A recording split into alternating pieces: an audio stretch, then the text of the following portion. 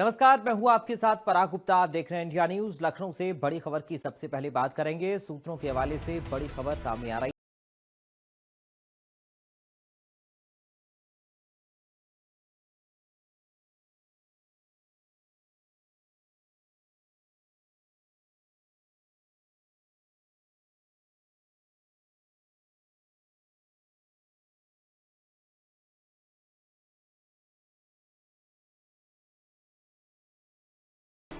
Infiltration नीति पूरे देश में मॉडल बनेगी। फर्जी पहचान पत्रों की हाईटेक स्कैनिंग होगी। हर रिकॉर्ड चेक होगा। घुसपैठियों का फर्जी दस्तावेज बनाने वालों पर कड़ी कार्रवाई भी होगी। इसके अलावा हाईटेक सिस्टम बताएगा कि कब से छुपकर रह रहे थे ये घुसपैठिए। फेशियल रिकॉग्निशन व फिंगरप्रिंट से प्रोफाइलिंग होगी। ये बड़े एक्शन की तैयारी है और ये फुल प्रूफ प्लान है। घुसपैठियों को लेकर बाकायदा नेगेटिव लिस्ट तैयार की जाएगी। तो सूत्रों के हवाले से ये बड़ी खबर लखनऊ से इस वक्त सामने आ रही है। योगी सरकार का घुसपैठियों पर फुल प्रूफ प्लान तैयार है। घुसपैठियों का डेटाबेस तैयार करेगी सरकार। पकड़े जा रहे घुसपैठियों की बायोमेट्रिक प्रोफाइल बनेगी। सभी नाम नेगेटिव लिस्ट में दर्ज किए जाएंगे, ये सूत्र बता रही हैं। तो सूत्रों के हवाले से ये बड़ी खबर सामने आ रही है। घुसपैठियों को लेकर योगी का फुल प्रूफ प्लान तैयार है। घुसपैठियों पर फुल प्रूफ प्लान तैयार है योगी का। घुसपैठियों का डेटाबेस तैयार करेगी योगी सरकार। पकड़े जा रहे घुसपैठियों की बायोमेट्रिक प्रोफाइल बनेगी। सभी नाम नेगेटिव लिस्ट में दर्ज किए जाएंगे, ये सूत्र बता रही हैं। ये बड़ी खबर लखनऊ से इस वक्त आपको बता रही हैं। सूत्रों के हवाले से बड़ी जानकारी सामने आ रही है। तो घुसपैठी पकड़े जा रहे हैं, उनकी एक नेगेटिव लिस्ट बनाई जाएगी, एक डेटाबेस तैयार होगा। सारे नाम नेगेटिव लिस्ट में दर्ज किए जाएंगे। ये बड़ी खबर सामने आ रही है लखनऊ से। सूत्रों के हवाले से बड़ी जानकारी आपको दे रहे हैं। पकड़े जा रहे घुसपैठियों को लेकर फुल प्रूफ प्लान तैयार किया है योगी सरकार ने। बायोमेट्रिक प्रोफाइल बनेगी इन घुसपैठियों की और सभी के नाम नेगेटिव लिस्ट में दर्ज किए जाएंगे। संवाददाता निकिता सरीन लाइव जुड़ गए इस खबर पर लखनऊ से। निकिता, क्या जानकारी इस पूरी खबर को लेकर मिल रही है? देखिए पराग, मुख्यमंत्री योगी आदित्यनाथ ने जिस तरीके से प्रदेश भर से घुसपैठियों को खदेड़ने के लिए फुल प्रूफ प्लान तैयार कर लिया है, अब जो पूरे देश के लिए मॉडल के रूप में उभर कर सामने भी आ रहा है। बात की जाए सरकार की तो घुसपैठियों की पहचान के लिए हाईटेक जो मॉडर्न टेक्नोलॉजी है वो उसका प्रयोग कर रही है, जिससे घुसपैठियों की प्रदेश में छुप कर रहने की जो कोशिश है वो पूरी तरीके से नाकाम उस टेक्निक से उसे किया जा सकेगा। और आपको ये भी बता दूं पराग कि इतने पे ही पूर्ण विराम नहीं लगा है। इन घुसपैठियों को जिन डिटेंशन सेंटर में रखा जाएगा वहां परिंदा भी पर नहीं मार पाएगा। साथ ही साथ योगी सरकार डिटेंशन सेंटर की जो सुरक्षा है उसका ऐसा चक्रव्यूह तैयार कर रही है जो अभेद होगा। और साथ ही साथ सूत्रों के हवाले से ये भी खबर आ रही है कि योगी सरकार ने डिटेंशन सेंटर में रखे हुए घुसपैठियों की विस्तृत जो बायोमेट्रिक प्रोफाइल है वो तैयार करने का भी डिसीजन लिया है। और इसके साथ ही सभी के जो नेम्स है वो नेगेटिव लिस्ट में दर्ज किए जाएंगे और यही लिस्ट को देश भर में शेयर किया जाएगा ताकि दोबारा घुसपैठी प्रदेश में ही नहीं बल्कि देश की सीमा में भी ना घुस पाए। तो आप देख सकते हैं, एक अंदाजा लगा सकते हैं कि किस तरीके से यहाँ पर इनको खदेड़ने के लिए सरकार निरंतर लगातार प्रयास कर रही है। अभियान यहाँ पे चलाए जा रहे हैं और इसको इतना कॉन्फिडेंशियल रखा जा रहा है, नेगेटिव लिस्ट भी तैयार की जा रही है और कहा जा रहा है ऐसी जगह रखा जाएगा जहां परिंदा भी पर ना मार पाए। पराग, और शुक्रिया आपका निकिता, तमाम जानकारी और इस पूरी बातचीत के लिए। बढ़ते आगे, लोकसभा में एसआईआर पर अखिलेश यादव बोले हैं। उन्होंने कहा कि चुनाव आयोग निष्पक्ष काम नहीं कर रहा है। रामपुर चुनाव में धांधली की गई, ये अखिलेश यादव ने आरोप लगाया। बोले कि चुनाव बैलेट पेपर से होने चाहिए। इलेक्ट्रॉनिक डिवाइस के इस्तेमाल पर कई सवाल उठ रहे हैं। एसआईआर की प्रक्रिया के दौरान 10 बीएलओ की जान गई। मृतक के परिवार के एक सदस्य को सरकारी नौकरी दी जाए।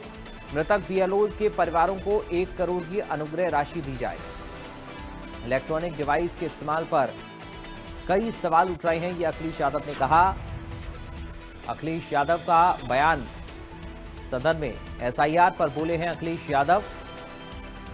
चुनाव आयोग निष्पक्ष काम नहीं कर रहा है, ये अखिलेश यादव ने आरोप लगाया है। रामपुर चुनाव में धांधली की गई है, ये अखिलेश यादव की तरफ से कहा गया है। चुनाव बैलेट पेपर से होने चाहिए, ये अखिलेश यादव ने सदन में कहा। ये बड़ी जानकारी इस वक्त आपको बता रहे हैं दिल्ली से। लोकसभा में एसआईआर पर बोले हैं अखिलेश यादव।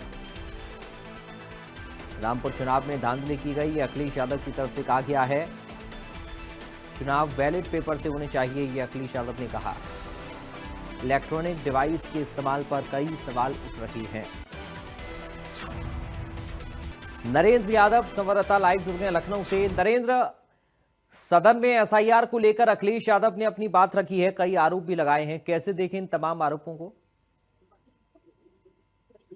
देखिए, उत्तर प्रदेश में जब से एसआईआर शुरू हुआ है तब से अखिलेश यादव लगातार एसआईआर की प्रक्रिया को लेकर चुनाव आयोग को कटघरे में खड़ा कर रहे हैं। और जिस तरीके से घटनाएं उत्तर प्रदेश में हुई है, कुछ लोगों की जान गई है एसआईआर के दौरान, उसको भी एक मुद्दा बना रहे हैं। एक एसआईआर करने वाले बीएलओ के घर भी अखिलेश यादव गए थे और लगातार ये मुद्दा उठा रहे हैं कि सरकार को इनके परिजन के एक सदस्य को नौकरी देनी चाहिए और 1 करोड़ रुपए की आर्थिक सहायता देनी चाहिए। आज इसी मामले को अखिलेश यादव ने सदन में उठाया। लोकसभा में भी उन्होंने कहा कि बीएलओ के साथ जो जिनकी मौतें हुई हैं, बीएलओ जो एसआईआर कर रहे थे, उसके दौरान उनके परिवार को सहायता दी जाए और साथ ही नौकरी दी जाए। लगातार अखिलेश यादव चुनाव प्रक्रिया पर सवाल खड़े कर रहे हैं, चाहे वो ईवीएम की बात हो, उसको लेकर भी उन्होंने कहा कि बैलेट पेपर से चुनाव होना चाहिए। साथ ही रामपुर की का जिक्र करते हुए कहा कि वहां पर सही तरीके से निष्पक्ष होकर के चुनाव नहीं कराया गया, वहां पर धांधली की गई। साथ ही अयोध्या के मिल्कीपुर विधानसभा क्षेत्र का भी उन्होंने मुद्दा उठाया और कहा वहां पर भी गलत तरीके से वोटिंग की गई थी और निर्वाचन आयोग सरकार के साथ मिला हुआ है। ये सारे मुद्दे आज अखिलेश यादव सदन में उठाए और उन्होंने निर्वाचन आयोग और सरकार दोनों को घेरने का प्रयास किया। जी परा। बहुत शुक्रिया आपका नरेंद्र, जानकारी और इस पूरी बातचीत के लिए। बढ़ते आगे, अब बात करेंगे अगली खबर की। कोडीन युक्त कफ सिरप से जुड़ी बड़ी खबर सामने आ रही है। कोडीन कफ सिरप के अवैध कारोबार का खुलासा हुआ है।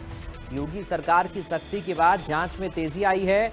मेरठ के वसीम आसिफ और शिवम जायसवाल किंगपिन हैं, ये सूत्र बता रहे हैं। यूपी से बंगाल और बांग्लादेश तक ये नेटवर्क फैला हुआ है।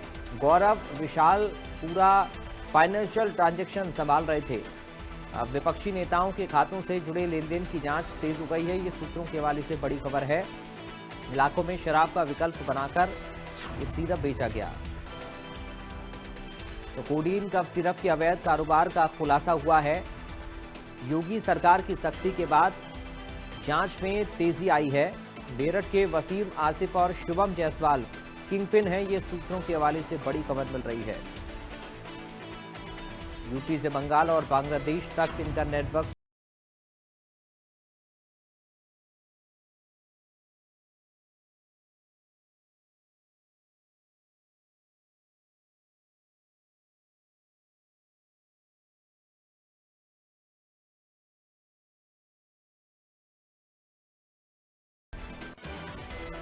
अब बात श्रावस्ती से खबर की, जहां पर प्रतिबंधित नशीली दवाओं के खिलाफ कार्रवाई। नवीन मॉडर्न थाना पुलिस ने बड़ी कार्रवाई की है।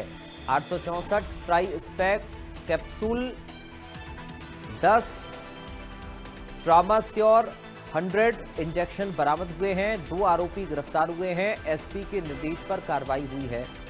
सीओ इकोना और औषधि निरीक्षक की संयुक्त छापेमारी रही। वीरपुर चौराहे के पास से बंद दुकान से दबोचे गए आरोपी। 2 साल से चल रहा था अवैध कारोबार। प्रतिबंधित नशीली दवाओं की सप्लाई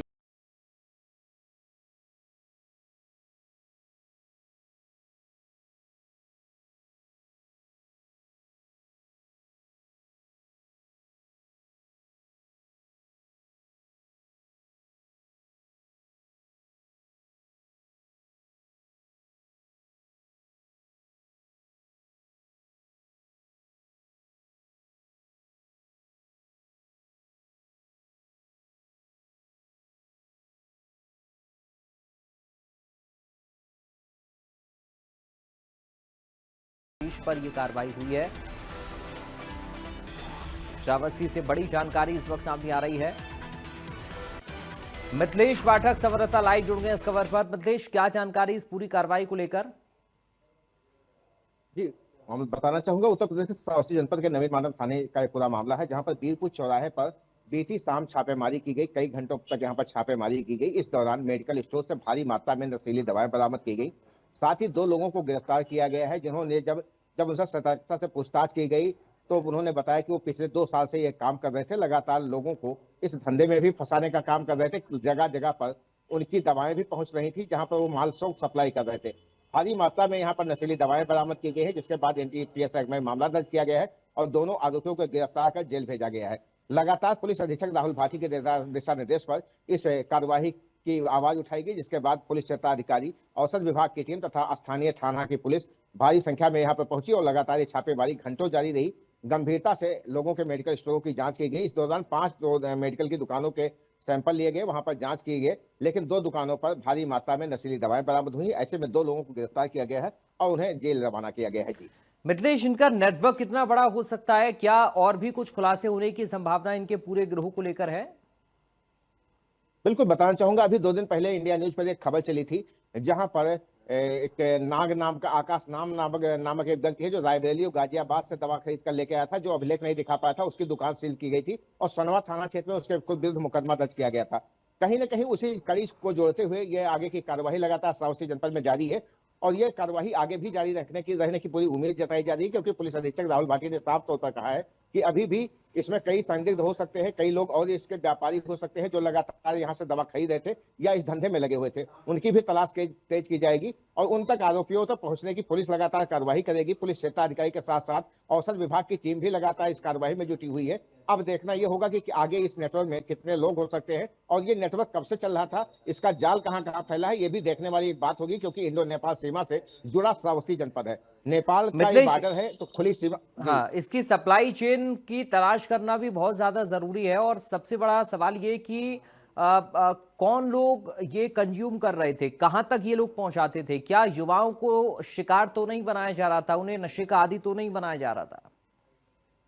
जी, कोई बड़ी बात नहीं हो सकती, क्योंकि आज के युवा जो हैं वो नशे के स्वभाव में आते हैं और नशा उन्हीं को ज्यादा जरूरत होता है। जो आज के युवा हैं वो 18 साल से 25 साल की उम्र जिनकी उम्र है, जिनके पास अभी कोई जिम्मेदारी नहीं है, वही ज्यादा युवा है जो नशे के इसमें जाल में फंस जाते हैं। उन्हीं को फंसाने की कोशिश लगातार जारी थी और कहीं ना कहीं ये दवाएं उन्हीं के लिए वरदान साबित हो रही थी, जिनको सही तरीके से नशे की सामग्री नहीं मिल पा रही है। तो यहाँ आसानी से लोगों को मेडिकल स्टोर से दवाएं मिल जाती थी। तो कहीं ना कहीं एक युवा जो बढ़ गए वही इसका हादसे का शिकार भी होता है, वही इस चंगुल में फंसता है। अब देखना यह होगा कि इनके और नेटवर्क कहाँ कहाँ है, कहाँ तक ये दवाएं पहुंचाई जा रही थी और कहाँ कहाँ तक इनकी सप्लाई होती थी, ये भी देखने वाली बात होगी। लेकिन पुलिस अधीक्षक राहुल भाटी ने साफ तौर पर कहा है कि अभी लगातार इसकी जांच पड़ताल की जाएगी। आगे जो कार्रवाई होगी वो भी मीडिया के सामने रखी जाएगी। कौन कौन इसमें फंसता है और कौन कौन इस नेटवर्क में शामिल होता है, ये देखने वाली बात होगी, इस समय बता पाएगा। लेकिन कहीं ना कहीं इंडो नेपाल बॉर्डर से अगर ये जिला जुड़ा हुआ है तो हो सकता है इसकी बॉर्डर पर सेलिंग हो रही हो या इसकी विदेश में भी भेजा जा रहा हो दवाएं, ये भी हो सकता है। लेकिन अभी ये जांच के विषय है। बिल्कुल, यानी मिथिलेश आप ये कह रहे हैं कि ये अंतर्राष्ट्रीय स्तर का मामला भी हो सकता है, लेकिन इसका सुराग कैसे लगा पुलिस को? मुखबिर की सूचना पर यह छापेमारी की गई है। काफी दिनों से ये लोग, जब इनको पकड़ा गया तो इन्होंने खुद कबूल लिया है कि 2 साल से इनका धंधा चल रहा था।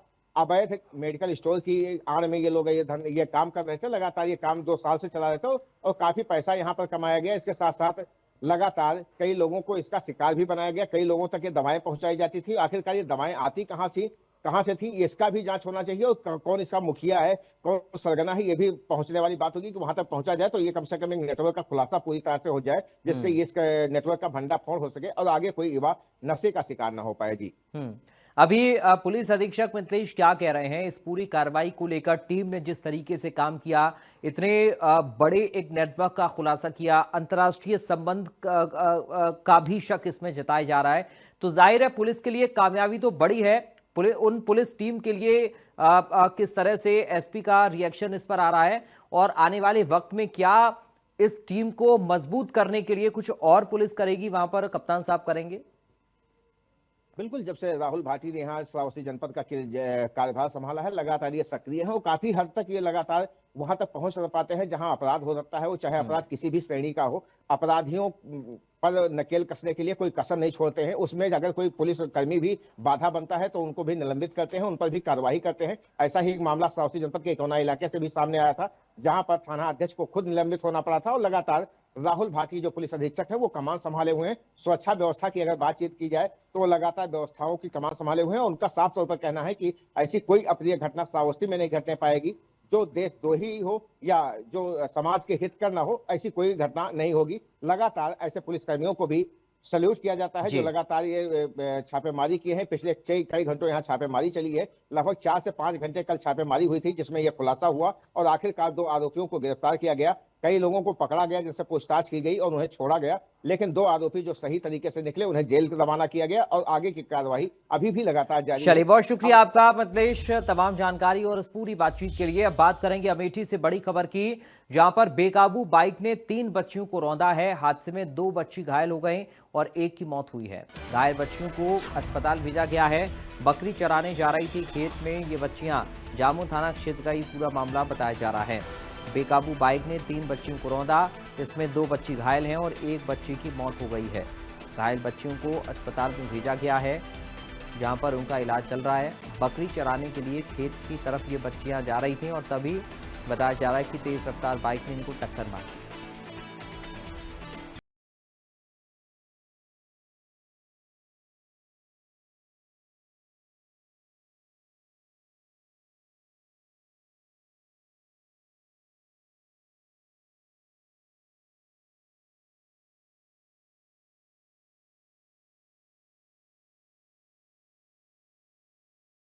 बड़ी जानकारी इस वक्त आपको बता रहे हैं। श्रावस्ती से खबर माफ कीजिएगा, अमेठी से खबर सामने आ रही है। बेकाबू बाइक ने 3 बच्चियों को रौंदा है। हादसे में 2 बच्ची घायल हुई हैं, 1 की मौत हुई है। जामू थाना क्षेत्र का ये पूरा मामला। घायल बच्चियों को अस्पताल में भेजा गया है, जहां पर उनका इलाज चल रहा है।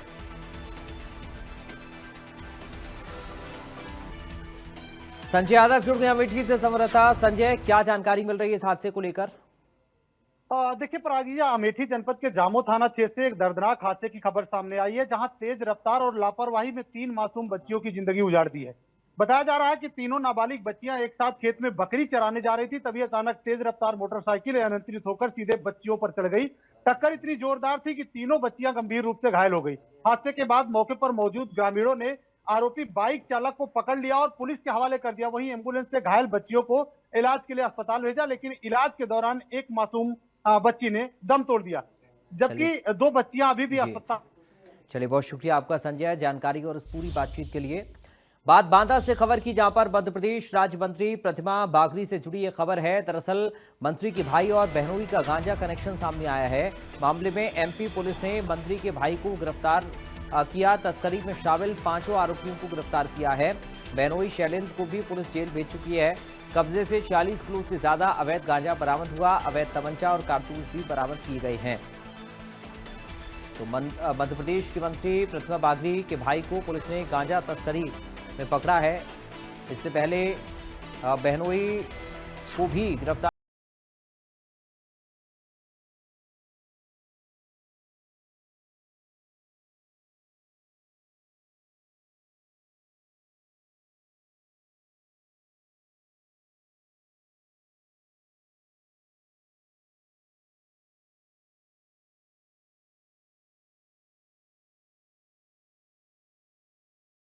भेज चुकी है और अब मंत्री के भाई को पकड़ा गया है। गांजा तस्करी से जुड़ा लिंक सामने आ रहा है। मंत्री के भाई और बहनोई का गांजा कनेक्शन सामने आया है। ये बड़ी जानकारी इस वक्त बांदा से आपको दे रहे हैं। मामले में एमपी पुलिस ने मंत्री के भाई को गिरफ्तार किया है। तस्करी में शामिल 5 आरोपियों को गिरफ्तार किया गया है। सत्यम जुड़ गए संवाददाता अधिक जानकारी के साथ। सत्यम, क्या अपडेट मिल रहा है इस पूरी खबर को लेकर? देखिए पराग, बताते हैं बीते दिनों जो राज्य मंत्री बांगरी हैं, प्रतिमा बांगरी हैं, उनके जो बहनोई है उनको जो है नरैनी, बांदा की नरैनी थाना पुलिस ने जो है गश्त के दौरान गिरफ्तार किया था। निश्चित तौर से इस पर शैलेंद्र सिंह नाम के जो व्यक्ति हैं बहनोई बताए जा रहे हैं और इनके ऊपर जो है पहले से भी सतना की सिंहपुर थाना पुलिस ने नशीली कप सिरप की तस्करी के मामले में गिरफ्तार भी किया था। इससे जुड़े लगभग 5.5 करोड़ के ट्रांजैक्शन भी जो है पुलिस को मिले थे।